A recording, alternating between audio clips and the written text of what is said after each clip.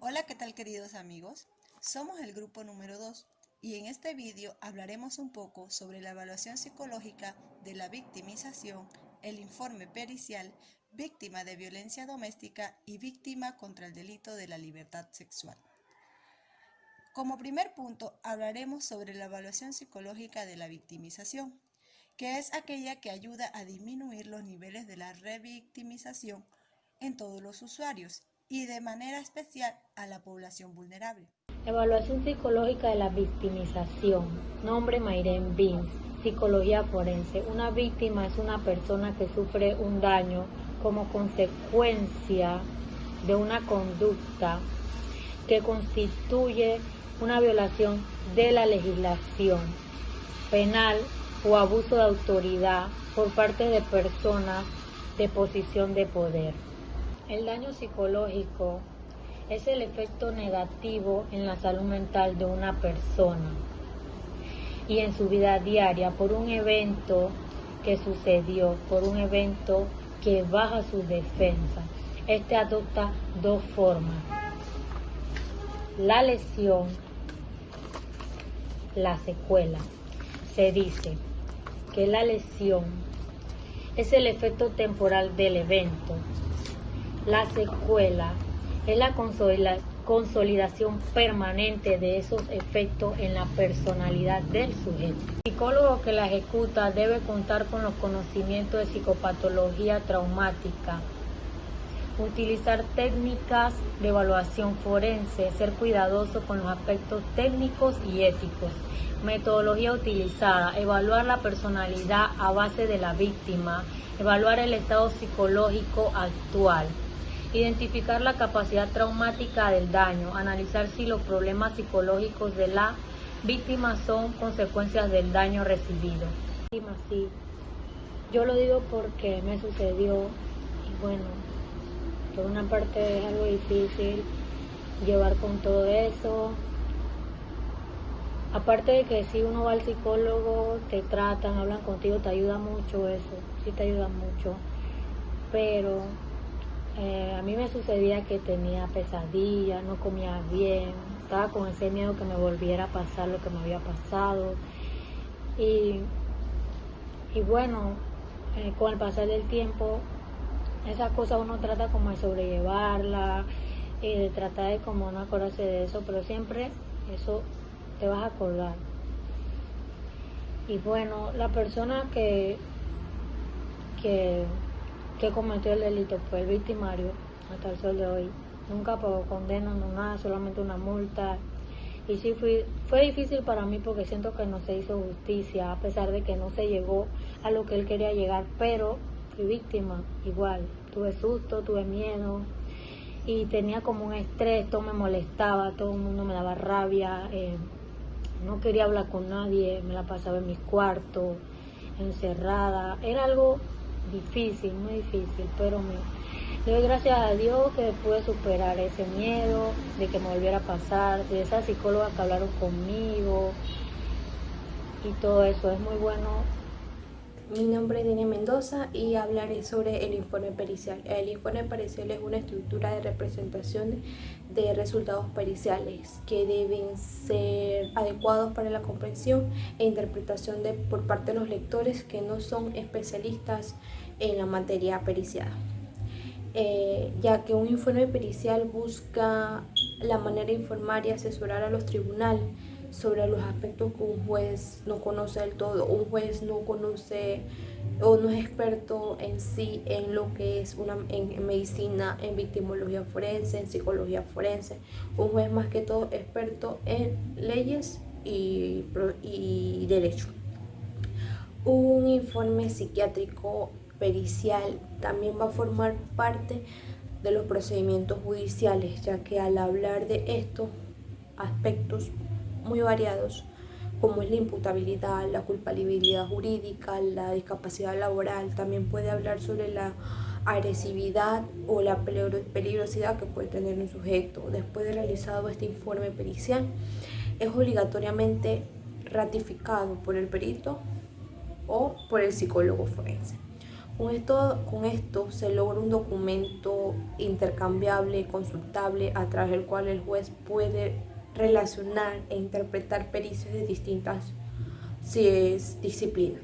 También con esto se puede ayudar a la víctima a darle una evaluación psicológica, se puede ayudar a la víctima a que no se revictimice. En este proceso penal hay una unidad que se llama UPAVIT, que es una unidad de protección a víctimas, testigos, peritos y demás que intervengan en el proceso penal. La UPAVIT también tiene como un trabajo fundamental disminuir los niveles de revictimización y trabaja de manera especial en áreas vulnerables. Este equipo también brinda asesoría en temas de asistencia, protección a víctimas y derechos humanos. Mi nombre es Luis Morales y a mí me toca hablar sobre las curiosidades de los puntos que expongan mis compañeros. Para empezar, podemos decir que en Panamá se realizan las evaluaciones psicológicas mediante el Instituto de Medicina Legal y Ciencias Forenses, en la División de Salud Mental. En la sección de Psiquiatría Forense se realiza el análisis al estado mental del imputado para saber si éste está apto para hacer frente al proceso judicial, mientras que en Psicología Forense se analiza el estado mental de las víctimas. Además, el Ministerio Público posee una Secretaría de Protección a las Víctimas, Testigos y Peritos que participen en el proceso judicial conocido como CEPROVIT. Víctima de violencia doméstica. Es cuando una persona trata de controlar o ejercer poder sobre su pareja, en el contexto de una situación sentimental. También se dan diferentes abusos como emocional, físico, financiero, etc. Mi nombre es Abimele Richard. Violencia doméstica. El Instituto Nacional de la Mujer, gubernamental que entiende el tema, define el concepto de violencia intrafamiliar como la acción o omisión física, verbal o psicológica que se ejerce en contra de la mujer o de algún miembro de la familia. Descripción: cuando se hostigue o se agreda de forma física, psicológica o patrimonialmente a otro miembro de la familia. Requisito: no requiere ningún tipo de formalidad. La denuncia puede ser presentada por las víctimas, familiares o un tercero conocedor del hecho. Información valiosa al momento de presentar una denuncia. No es obligatoria. Nombre de la persona agresora y, de ser posible, dónde ubicarla, teléfono, dirección. Precisar el vínculo existente entre la víctima y el agresor. Dirección o lugar del hecho. Nombre de testigos si cuenta con ello. Delito sexual.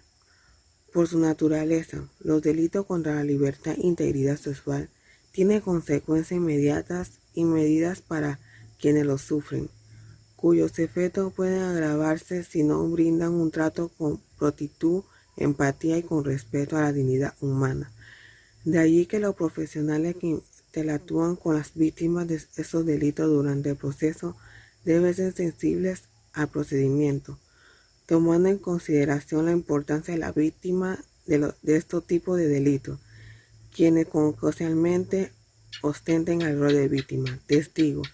Surge la necesidad de situarlas como eje central del proceso, tal como resumen en las guías de Santiago sobre protección de víctimas y testigos, por lo que es menester presentar a los operadores de justicia, ministro público, una herramienta que establece los criterios de priorización, condición de vulnerabilidad y en abordaje sobre el tratamiento que deben revisar esa persona para evitar reactivaciones o falta de proceso.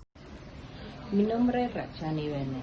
En el Código Penal de la República de Panamá, en el título 5 de delito contra el orden jurídico, familiar y estado civil, en el capítulo 1, desde el artículo 200 y 201, nos habla un poco sobre la violencia doméstica.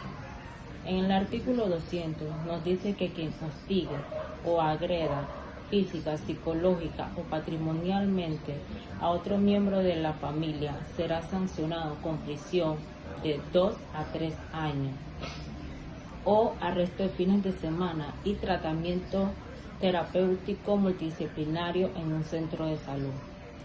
Los efectos en este artículo serán aplicados en caso de matrimonio, unión de pareja que no hayan cumplido los 5 años, parentesco cercano o personas que hayan procreado entre sí hijos o hijas.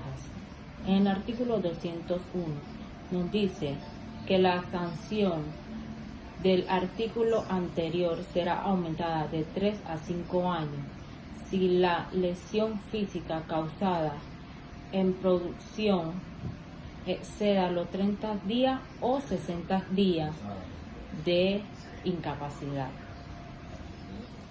Como curiosidad de este segundo punto tenemos que la población panameña piensa que la violencia doméstica es uno de los crímenes con menor incidencia en el país. Esto no está nada cerca a la realidad, puesto a que actualmente en lo poco que llevamos del 2020 hay un total de 5.537 casos, a comparación del año pasado que había un total de 6.646 casos. A pesar de que es menor incidencia que el año pasado, los expertos dicen que entre más tiempo se mantenga esta cuarentena, más probable es que el número incremente en los próximos meses. La provincia con mayor índice de violencia doméstica en el país es Panamá Oeste, con 1.353 casos, Panamá con 1.208 casos y Colón con 574. Y los que menos casos reportan son Cunayala con ningún caso, Emberá con 5 casos y Noble Buglé con 61 casos. Delito contra la libertad sexual. Lamentablemente son múltiples las noticias que nos hablan a diario sobre la agresión sexual que existe en nuestro país, y esta se puede manifestar entre múltiples formas. Mi nombre es Sara Rivera y voy a hablarle un poco sobre la libertad sexual. Primero que todo, ¿qué son los delitos sexuales? Es una forma de englobar todos aquellos delitos que atentan contra la libertad e indemnidad sexual y el desarrollo de la sexualidad de una persona. Generalmente son cometidas por hombres hacia mujeres, niños y niñas, pero aunque el número ha reducido, también existen de mujeres hacia hombres. El punto en sí de la libertad sexual es un derecho de elección sexual del individuo. Es la facultad para autodeterminarse en el ámbito de su sexualidad, sin más limitaciones que el respeto a la libertad ajena. Es la facultad que se expande hasta utilizar el propio cuerpo a voluntad, seguir en cada momento una u otra tendencia sexual, hacer y aceptar las propuestas que se prefieran, así como rechazar las no deseadas. Es la expresión de la sexualidad, de la forma en cómo lo desees, cómo te haga sentir mejor, sin que nadie se aproveche de ti, te trate de explotar o abuse de ti. Quiero hablarle un poco acerca sobre el delito contra la libertad y el normal desarrollo psicosexual. Estos actos son verbales o físicos de contenido sexual que se cometen contra una persona de cualquier edad o sexo sin su consentimiento. En el caso de los menores de edad, con engaño y afectación de su desarrollo psicosexual. Mi nombre es Astrid Ibarra. El derecho a la libertad sexual. El derecho a la libertad sexual es aquella facultad que tiene aquella persona para autodeterminarse a la elección de su propio género, respetando a los demás, así como también está en el derecho de la utilización de su propio cuerpo. Aquella persona se encuentra también capacitada para hacer y rechazar aquellas propuestas que sean sexuales. Mi nombre es Karina Huerta y le voy a hablar un poco sobre la víctima de los delitos contra la libertad sexual. Para denominar los delitos según su grado de gravedad tenemos abuso sexual, acoso sexual y agresión sexual. Otra serie de delitos sexuales tenemos vinculados a la prostitución, la trata de personas y la pornografía. Este abuso se practica por medio de internet, online y la difusión de imágenes privadas por redes sociales. La edad de la víctima cuando son menores de edad es uno de los principales agravantes finalmente contribuyen agravante tanto en los daños físicos sufridos, tanto en lesiones y muerte, aun cuando no fueron ocasionados intencionalmente.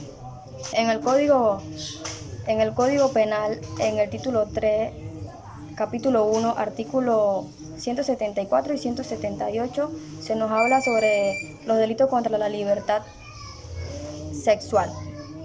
Quien mediante violación o intimidación tenga sexo carnal con una persona u otro sexo, utilizando sus órganos genitales, serán sancionados con una pena de 5 a 10 años de prisión. Quien acose, hostigue con hechos discriminatorios sexuales a una persona con quien tenga vínculos religiosos, laborales o escolares, será sancionado con pena de prisión de 2 a 4 años y tendrá un tratamiento terapéutico múltiple disciplinario en un centro público o privado. Y quien mantenga sexo con una persona mayor de 14 años y menor de 18 años, aún con consentimiento, será sancionado con una pena de prisión de 2 a 4 años.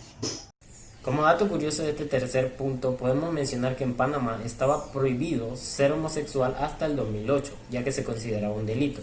Pero en el 2004 se había propuesto la aprobación del matrimonio gay en el territorio nacional, pero fue rechazado. En la actualidad, el 51% de la población panameña está a favor del matrimonio gay, el 31% en contra y el 16% prefieren no opinar al respecto. En 1996 se crea la primera organización pro derechos para la comunidad LGBT en Panamá. ¿Qué tal, compañeros? Mi nombre es Isamari Carrasco y yo vengo a dar más que todo un reforzamiento o una conclusión de lo que han dicho mis compañeros. Voy a iniciar más que todo con lo que es la definición de la palabra víctima. Víctima es una persona que ha sufrido algún tipo de daño o perjuicio de alguna otra persona o de otra fuerza externa. La evaluación psicológica de la víctima es sumamente importante en lo que es el proceso penal. Y esto, ya que ésta se encarga de lo que es la exploración y el análisis del comportamiento de la persona o de la víctima. Y así también extrae conclusiones de los problemas que ha sufrido una persona a raíz de una violación. Quiero también aclarar que una violación no es una agresión sexual. Una violación es cuando a una persona se le hace algo y esta persona no está de acuerdo, porque muchas veces tendemos a tener esa creencia errónea de que cuando hablamos de una violación es que una persona sufrió una agresión sexual. Y ya que hablamos de una agresión sexual, voy a hablar de lo que son las víctimas de la libertad sexual y víctimas también de violencia doméstica. Estas personas muchas veces tienden a quedarse calladas, a no denunciar lo que les pasa, ya sea por temor o por vergüenza. Más que todo, la violencia doméstica, los hombres tienen mucha vergüenza a denunciar de que sus mujeres los maltratan o son víctimas de violencias sexuales a causa de sus mujeres. Y eso es algo como tonto. Igual también hay mujeres de que dicen, yo no voy a denunciar a mi esposo porque él es el que me mantiene, el que paga las deudas, él va a cambiar y cosas así. Y las víctimas de libertad sexual muchas veces, estas personas tienden a tener como vergüenza de lo que les pasó y no dicen nada. Y en realidad es algo tonto porque son puras como excusas triviales a no denunciarlo o no dar a conocer lo que les pasó. Y en realidad esto es un problema que les va a ir afectando a largo plazo. En mi ámbito laboral, nosotros, luego de que tomamos la denuncia de estas personas, nosotros los enviamos a una sección del Ministerio Público que se llama UPAVID. Aquí se encargan de la evaluación psicológica de la persona y para evitar que esta persona se revictimice. Esto